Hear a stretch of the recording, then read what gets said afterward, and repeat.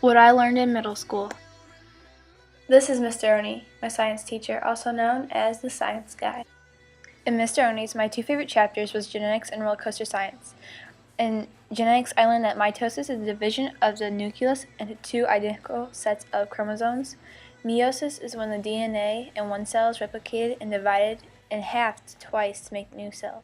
We also learned during our roller coaster science that the first hill on a roller coaster is always the largest because you have to gain your potential energy, or PE.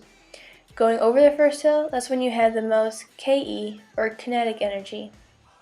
You gain potential energy and kinetic energy and lose them both many times in the ride. This is Miss Stoneham.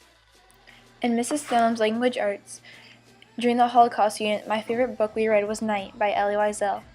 In Night, I learned that you need to keep hope through tough times. We also watched The Pianist. The Pianist really gave me a perspective on what life was like during the Holocaust. Sometimes you have to risk your life just to save it.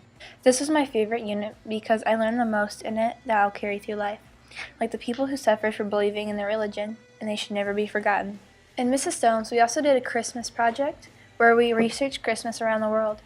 My country was Italy. This is Mrs. Fickeisen, also known as Sally. In Mrs. Fickeisen's, we learned a lot of different conjugations and how to have a basic conversation in Spanish. ¿A dónde es el leche?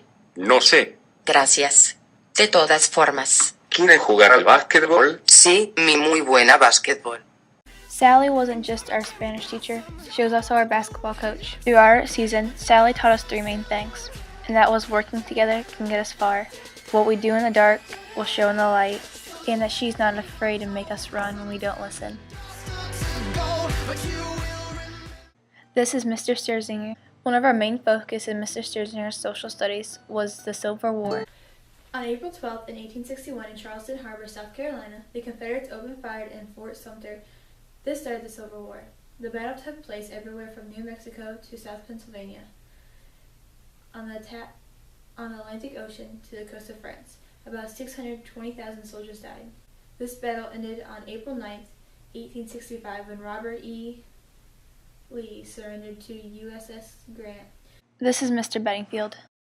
In Mr. Bedingfield's class, we learned many different tools to use, such as Google Hangouts, Skype, ScreenFlow, and we learned the basics of it. This is my 21st century blog. On our blogs, we have our interviews, multiple essays, and our vocabulary that we do every 9 weeks. Remember when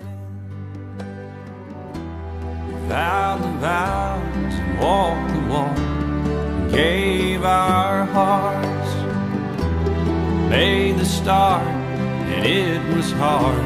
We lived and learned